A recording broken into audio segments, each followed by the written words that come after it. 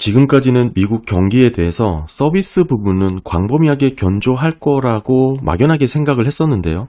이번 4월달 ISM 서비스 PMI는 이러한 기대 전망을 상당히 약화시켰습니다. 지난달 51.4에서 49.4로 예상외로 하락을 하면서 재차 위축 구간으로 들어섰는데요. 세부 내용으로 보시게 되면 신규 주문 지수는 54.4에서 52.2로 하락을 했고, 현재 생산 지수는 57.4에서 50.9로 마이너스 6.5%포인트나 크게 하락을 하면서 서비스 업황에 대한 전망이 크게 둔화되고 있음을 보여주고 있습니다. 4월 민간 부분의 고용이 17만 5천 명 증가했음에도 불구하고 ISM 서비스 부분 고용 지수는 45.9로 수축 국면이 3개월째 이어지고 있습니다. 직전 달보다도 더 하락을 했고요. 어느 정도 데이터 간의 모순이 나타나고 있는 건데, 이런 경제 상황을 제대로 파악하지 못하는 어려움 중에 하나라고 볼 수가 있습니다. BLS 고용 보고서에는 17만 5천 개 증가했음에도 불구하고 ISM 서비스 부문의 고용 지수는 상당히 위축 구간에서 오랫동안 유지가 되고 있는 상황이죠. 직전 달보다도 더 하락한 모습을 보여주고 있습니다. 현재 ISM 고용 지수로만 놓고 봤을 때 서비스 부분의 인력 수요가 줄어들고 있다라는 것은 분명해 보입니다. 더불어서 재고 지수는 45.6에서 53.7로 무려 8.1%포인트나 큰 폭으로 상승을 했는데요. 이렇게 크게 증가한 것은 많은 기업들이 재고 증가를 보고했다라는 것이죠.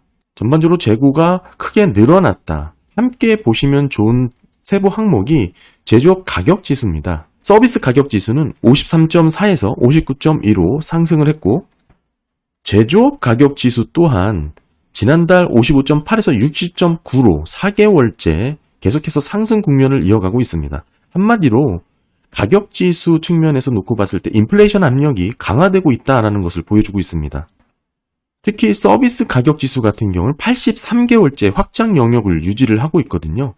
전반적으로 이번 4월 ISM 서비스 PMI를 정리를 해보면 전월에 비해 하락을 해서 49.4로 위축 구간으로 들어섰습니다. 사실 헤드라인 자체가 50 미만으로 집계가 되면서 그동안 서비스 부분은 수개월째 미국 경제를 떠받쳐 왔던 그런 영역인데, 결국 이번에 수요 둔화에 대한 모습을 여실없이 보여줬고요. 더 큰 우려는 더욱이 인플레이션의 상승 압력을 여실없이 보여주는 지표 또한 함께 나오면서 사실 이번 보고서에서 다소 엇갈리는 내용으로 해석이 될 여지도 있습니다.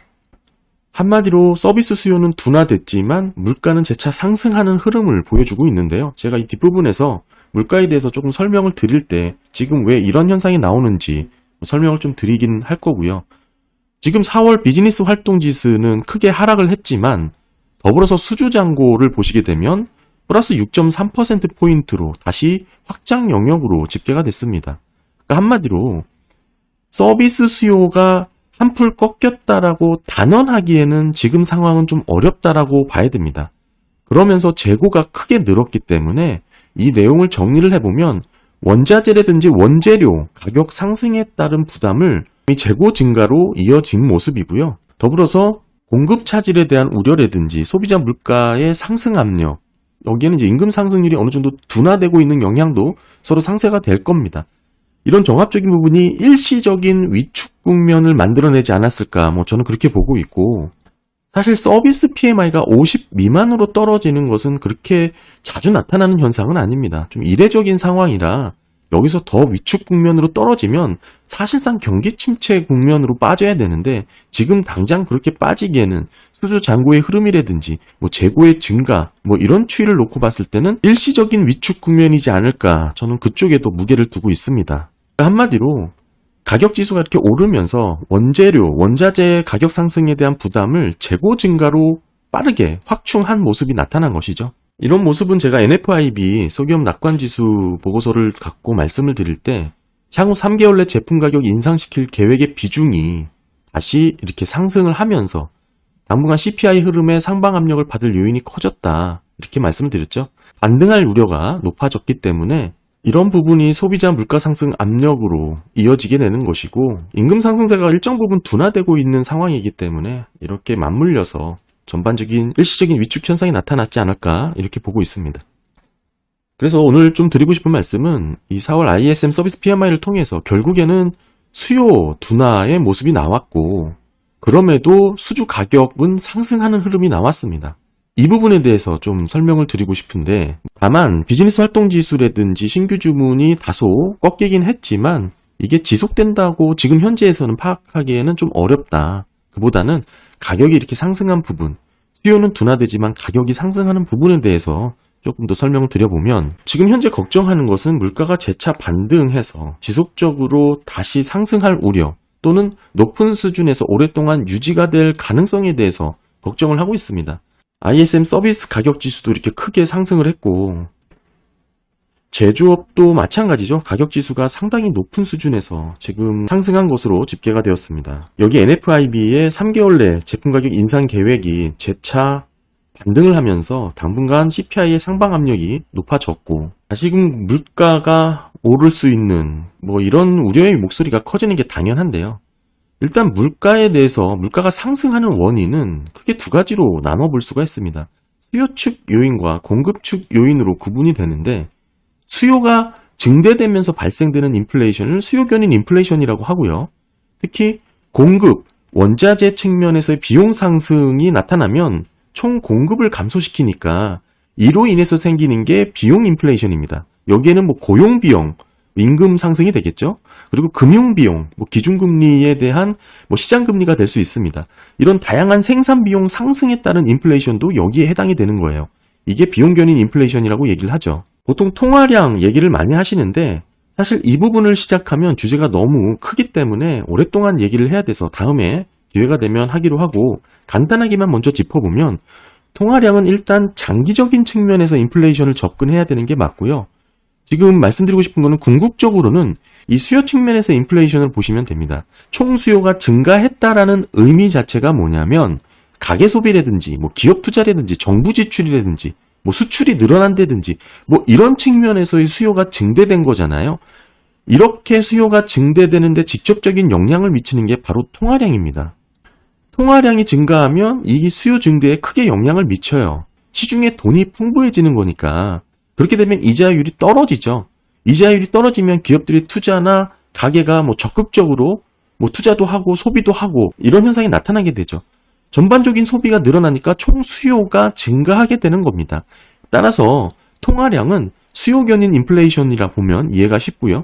물가라는 것을 정확하게 우리가 세분해서 구분할 수는 없겠지만, 현재 시점에서 인플레이션의 원인이 뭐냐라고 봤을 때 공급 측면에서의 요인이 주된 변수였다라고 보고 있습니다.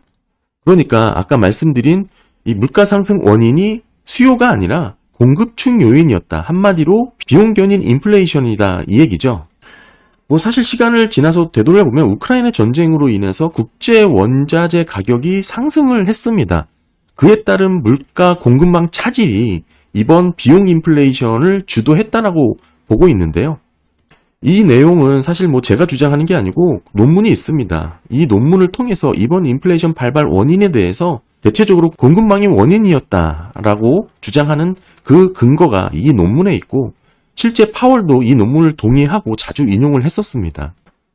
따라서 현재 시점에서의 물가 재가속이라든지 고착화 가능성을 판단할 때 지금 물가가 왜 올랐는지 그 원인에 대해서 구분을 해봐야 된다, 이 얘기죠. 물가가 재가속화되려면 수요 확대에 따른 수요 견인 인플레이션이 아니라면 기업의 실적에 따른 주식시장에는 큰 부담이 생기지 않게 되겠죠. 왜냐?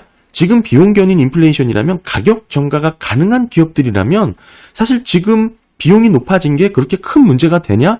이걸 고민해봐야 된다는 겁니다. 펀더멘털이 좋거나 현금 비중이 많은 기업들, 특히 실적이 잘 나와서 숫자가 잘 잡히는 기업들의 경우에는 무엇이 가능하냐면 가격 정가가 가능합니다. 없어서 못 파는 제품이기 때문에 이 높아진 비용을 소비자에게 또는 B2B 기업에게 떠넘길 수 있다는 것이죠. 한마디로 비용이 늘어난 만큼 정가할 수 있기 때문에 인플레이션에 큰 타격이 없습니다. 따라서 지금의 물가 상승에도 이런 비용 견인 인플레이션이 주도를 했기 때문에 지금의 고물가, 고금리, 고환율 시대에서 M5 기업만 잘 나갈 수 있었던 이유이기도 합니다. 이 기업들의 특징이 뭐냐면 투자를 하는데 기존의 장비나 설비 위주의 캐펙스가 아니었죠. 한마디로 지난 GDP 영상에서도 말씀드렸지만 결국에는 지식산업 투자에 대한 비중이 늘어났습니다. 무형자산 투자가 주도를 하면서 이게 뭡니까? 소위 AI, 서버 투자 이런 부분이잖아요. 그러다 보니까 오히려 실적이 더 잘 나오게 되고 현금은 쌓이게 되면서 인플레이션을 방어할 수 있는 훌륭한 해지 투자가 되는 겁니다. 이 내러티브가 결국 지금 위험자산의 M5 기업들이 주가가 상당히 좋은 흐름을 이어갈 수 있는 배경이 되었고요. 물론 이런 배경 하나만으로 주가가 올랐다 이 말씀을 드리는 건 아닙니다. 다양한 유동성 요인이라든지 단기자금 시장에서의 유동성 확대, 유통 속도의 증가에 따른 그런 부분도 당연히 영향을 미쳤겠죠. 그러니까 전반적인 내러티브가 그렇게 흘러갔다 이 말씀을 드리는 거고요. 그래서 의미 있게 살펴봐야 된 종목 중에 하나가 테슬라였습니다. 내일의 실적보다 오늘의 실적이 더 중요했다라는 것을 의미한 것이죠. 현금이 그만큼 중요해졌다라는 것을 위험자산 시장에서도 차등화돼서 보여줬습니다. 테슬라 주가가 상당히 많이 흔들렸던 원인이죠. 당장 실적이 안 나오기 때문에 내일의 실적에 대해서 높은 비용을 측정할 수밖에 없는 겁니다. 그게 바로 비용 견인 인플레이션이 나타난 현상이고요. 이러한 흐름은 쉽게 국제유가의 추이로 보시면 됩니다. 국제유가는 현재 수요가 주도하고 있는 상황이 아닙니다. 공급단에서의 이슈죠. 따라서 지금까지는 물가 상승의 원인을 공급 측면에서 바라보고 있고 주된 변수로서 물가 상승을 견인했다라고 봐야 됩니다.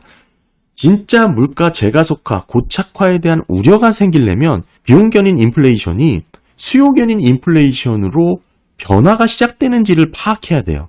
만약에 공급단에서의 차질이 생겨 시작된 비용상승 인플레이션이 여기서 수요 견인 인플레이션으로 변화가 나타난다면 물가 재가속화라든지 고착화 가능성이 상당히 높아집니다.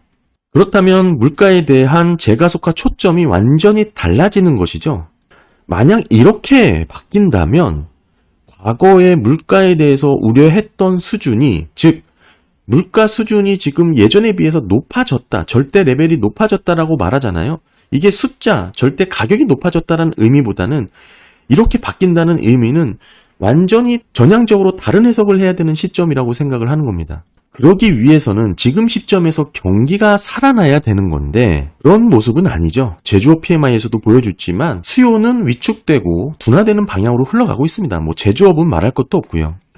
여기서 오늘 우리가 살펴보고 싶은 것은 수요는 둔화되지만 물가는 오르는 그 현상을 이해하기 위함이고요. 다시금 정리해보면 비용 인상 인플레이션에서 수요 견인 인플레이션으로 변화하는 이 시점, 그 모멘텀을 잘 살펴야 되는데 지금은 수요 견인 인플레이션이라고 볼 만한 정황이 나타나고 있지 않다. 이 말씀을 드리는 것이죠. 근데 제가 더 말씀드리고 싶은 부분은 이거예요. 경기가 살아나면서 앞으로 인플레이션 우려를 걱정하시는 분들은 제가 지금 말씀드린 이 물가단에서의 변화가 높은 수준에서의 가격이 오랫동안 유지된다는 게 아니라 그동안 주도했던 공급 측면에서의 원인이 아니고 수요 견인 인플레이션으로 변화하는 이런 부분에서 우려를 하는 겁니다. 이게 되면 경기가 좋아지고 경기가 살아나면서 한마디로 수요가 증대되면서 발생하는 인플레이션이기 때문에 이게 재차 물가가 반등하는 우려로 확대가 되는 것이죠. 근데 지금 현재 그런 모습이 나오고 있지 않다. 이렇게 말씀을 드리는 거고, 만약 미국 경기를 강하게 보시면 이 이야기도, 이렇게 흘러가는 이야기도 가능하겠죠, 시나리오가. 그리고 지금이 물가를 잡겠다고 금리를 올린 상황이잖아요. 근데 금리를 올리면 이 두 개 중에 어디에 직접적으로 영향을 미칠까요? 당연히 여기입니다. 수요 견인 인플레이션에 영향을 주는 거예요. 왜냐? 금리는 실질 소득과 소비에 영향을 직접적으로 주기 때문에 이 수요와 밀접한 연관성이 있습니다. 수요가 확대되면서 발생하는 인플레이션이기 때문에 기준금리를 올려서 물가를 잡겠다는 의미는 엄밀히 말해서 수요 견인 인플레이션에 적합한 대응 방법이에요. 그런데 지금까지는 공급 측에서의 발생한 인플레이션이라고 말씀을 드렸잖아요. 비용 인상 인플레이션이었습니다. 비용 인상 인플레이션에 대응하기 위해서 금리 인상을 했다? 어떻게 될까요? 오히려 금융 비용이 올라가게 되는 현상이 나타나죠. 이래서 예런 장관이 금리 인하를 해야 인플레이션을 잡는다는 얘기가 여기서 나오는 거예요. 그게 전혀 생뚱맞은 얘기가 아니라 경제학적으로 충분히 맞는 얘기입니다. 결국에는 기업들의 자본 비용이 높아졌기 때문에 자본 비용이 높아졌다는 걸 한마디로 생산 비용이 상승했다라는 겁니다. 이게 낮춰줘야 인플레이션이 낮아진다라는 얘기가 거기서 나오는 거예요. 이걸 조금 더 깊게 가보면 부동산과 다 연결이 되어 있어요. 그러니까 어찌됐든 제가 드리고 싶은 말씀은 금리를 올리더라도 직접적으로 영향을 받지 않는 부분이 비용 인상 인플레이션인데 지금까지는 그런 현상이었다. 그러다 보니까 수요는 위축되는데 가격은 오르는 지금과 같은 현상이 나타나는 겁니다. 이런 모습을 보고 뭐 스태그플레이션이라고 얘기를 하시는 분들도 있지만 사실 뭐 너무 나간 얘기죠. 이렇게 스태그플레이션을 얘기하는 그 근간에는 아까 말씀드린 이번 인플레이션의 발발 원인이 공급단에서 이뤄진 비용 상승 인플레이션이라는 점에서 시작해보면 다 이해가 됩니다. 금리 인상을 했다고 비용 인상 인플레이션에 직접적인 영향을 미치는 게 아니거든요. 미국이 금리를 올린다고 해서 국제 원유 가격과 식량 가격이 내리지 않습니다. 금리 인상이 오히려 인플레이션을 부추길 수가 있어요. 지금의 인플레이션의 가장 큰 원인이 총수요가 아니라 글로벌 공급망의 교란이었다면 기준금리의 인상은 기업들의 자본 조달 비용의 증가로밖에 영향을 미치지 않은 겁니다. 결국 비용 인상 인플레이션을 더 촉발시킨 것이죠. 경제학 측으로 접근을 해보면 이 비용 인상 인플레이션을 다른 말로 스태그플레이션이라고 부르기도 합니다. 어떤 경제학자는 비용 인상 인플레이션을 스태그플레이션이라고 얘기하기도 해요. 그러니까 그거에 대해서 지금 논쟁을 벌이자는 게 아니라 제가 말씀드린 이 현상이 비용 인상 인플레이션으로 나타났기 때문에 지금 수요는 꺾이는데 물가는 다시 오르는 모습이 나타날 수 있다는 겁니다. 그런데 왜 연준은 금리 인상을 했을까요? 공급망 교란으로 인해서 인플레이션이 주도가 됐는데 금리 인상은 적절한 처방이 되지 않는다라고 제가 계속 말했잖아요. 그럼에도 사실 지금 물가를 잡을 수 있는 방법은 금리 인상밖에 없습니다. 다른 방법이 없어요. 오히려 인위적인 강달러를 만들어서 미국 내에서 인플레이션의 부담을 낮춰주는 정도밖에 할 수 있는 게 없습니다. 이건 해결책이 아니라 임시 대응인 것이죠. 만약에 물가 상승 원인이 수요 측 요인, 즉 수요 견인 인플레이션이었다면 지금 금리 인상을 해서 수요를 위축시켜서 둔화시켜서 경기 침체를 유발해서 물가를 낮추는 방법이 직접적으로 영향을 미쳤을 겁니다. 그런데 지금은 원자재 단에서의 비용 상승, 결국 공급 단에서의 인플레이션이기 때문에 지금의 물가 상승과 금리 인상과의 직접 연관성이 없습니다. 몇 단계 걸쳐서 물가를 낮추겠다라는 계획이죠. 할 수 있는 방법이 금리 인상밖에 없다 보니 결국에는 약한 골이라고 볼 수 있는 신흥국, 유럽 국가 일부는 경기 침체 국면으로 진입을 하고 있고 강달러가 지속되는 가운데 모든 주요국 통화는 약세로 흐르고 있습니다. 미국의 강달러는 계속해서 진행이 되고 있고요. 지금 강달러 레벨이 상당한 수준까지 올라가 있죠. 현재 고점을 계속 높이고 있습니다. 이런 상황에서는 언제든 외환시장의 쇼크가 생길 수가 있는 상황이고요. 다양한 금융위기 가능성 매우 높게 봐야 됩니다.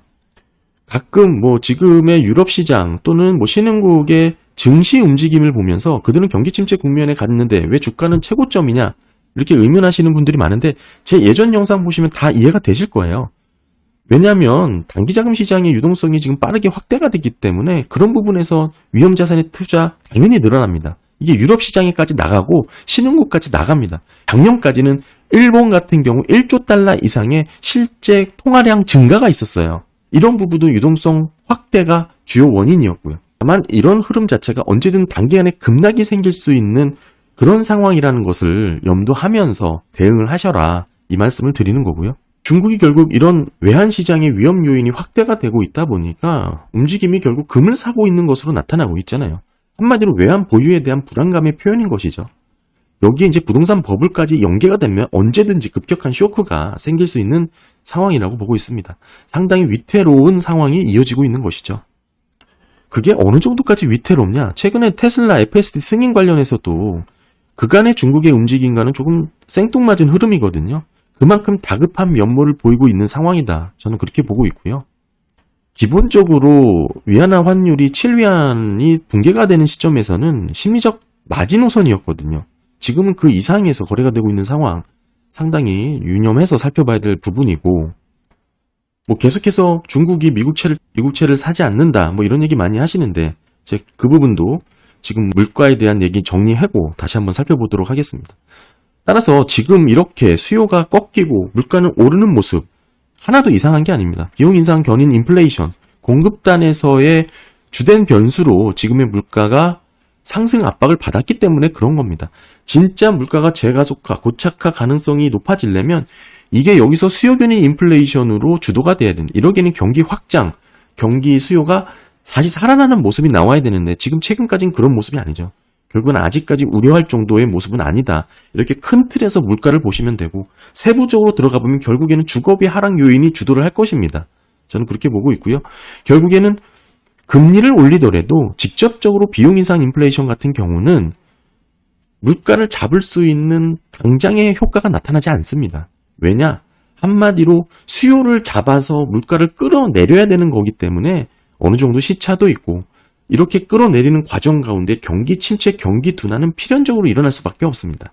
지금 ISM PMI를 보시면서 서비스업이든 제조업이든 모두 수요는 꺾이지만 가격 지수는 상승하는 흐름에 나오는 모습, 이렇게 좀 이해를 하시면 될 것 같고요.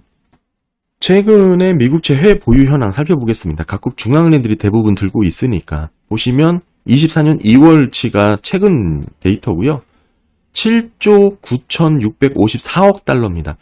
과거 영상 보시면 이게 8조 달러라고 되어 있을 텐데 이 데이터가 몇 달치가 수정이 되기도 합니다. 최근에 수정이 돼가지고 8조 달러를 상회한 건 아닌 것으로 조정이 된 것 같습니다. 왜냐하면 이게 달러화 자산이기 때문에 이런 부분도 영향을 미칠 수 있고, 궁극적으로는 추이를 보셔야 되는데 역대 최고 수준이죠.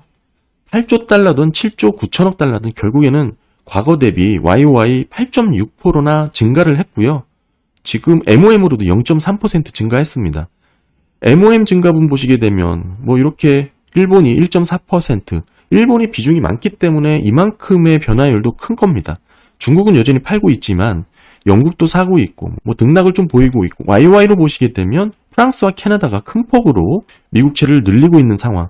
전체적으로 대부분의 나라가 주요 국가들이 다 늘리고 있고요. 파란색이 일본입니다. 저점을 찍고 재차 확대하고 있는 모습이 나타났고 현재 1조 1679억 달러 보유하고 있고요. 빨간색 중국 보시면 지금 차트에서 보시면 31% 쭉 줄었죠. 현재 7,750억 달러인데 그 자리를 영국이 빠르게 채우고 있습니다. 거의 이제 역전을 앞두고 있는 상황입니다. 결국에는 일본이 이때가 언젠가요? 22년 10월 달입니다. 단기 저점을 기록하고 지금까지 계속해서 순중을 이어가고 있는데 결국에는 엔화 방어 목적으로 좀 감소를 했다가 다시금 재유입이 진행되고 있는 것이죠. 자극적인 소재라 중국의 미국 국채 매도 이야기는 꾸준히 나오고 있는데 그래프로 보시면 이렇게 계속 줄어들고 있고 그 자리를 이렇게 영국이 채우고 있습니다. 그 외에 주요 국가들 대부분 미국채 보유를 늘리고 있고요. 기타 국가들 다 정리한 부분 YOY로 10%나 늘었죠. 지금 1조 4,100억 달러 역대 최고 수준까지 늘었습니다. 중국이 미국채를 판다. 큰 의미가 없습니다. 결국에는 사실상 큰 타격이 되지 않는 부분이고 일본이 재유입이 이루어지고 있는 상황에 중국과 영국 차이가 얼마 나지 않습니다. 조만간 영국이 중국을 앞지르는 그런 모습이 나올 거고요. 게다가 큰 트렌드 자체는 앞으로 금리 인하 사이클로 진입을 하기 때문에 결국에는 달러 약세로 흘러갈 수밖에 없죠. 각국 중앙은행들은 외환시장 개입이 축소될 수밖에 없다는 것을 뜻하는 거고 이 말은 미국채 수요가 증가한다라는 뜻이죠. 전체 추이가 계속 역대 최고치로 보유량을 늘려갈 것이다. 이렇게 봐야 됩니다. 그러니까 미국채 누가 사냐? 각국 중앙은행들이 산다. 이렇게 간단하게 정리를 하시면 될 것 같고 여기서 이때 이렇게 좀 줄은 것 같고 미국채 아무도 사지 않는다라고 자극적인 얘기로 많은 영상과 뉴스 보도가 쏟아졌었는데 이때의 흐름은 금리 인상 시즌에 맞춰 긴축에 따라 달러 강세가 나타났기 때문에 그 영향을 제대로 받은 것이고요. 이후에 재유입이 일어났고 이런 현상이 다시 일어날까? 금리 인하 사이클에서 전혀 가능성이 상당히 낮다고 봐야 됩니다. 여전히 미국 국채에 대한 수요는 크게 증가할 소지가 더 앞으로 크다고 봐야 되고요. 네, 오늘 ISM 4월 PMI 한번 살펴봤고요. 물가 관련된 얘기도 좀 드려봤습니다. 네, 감사합니다.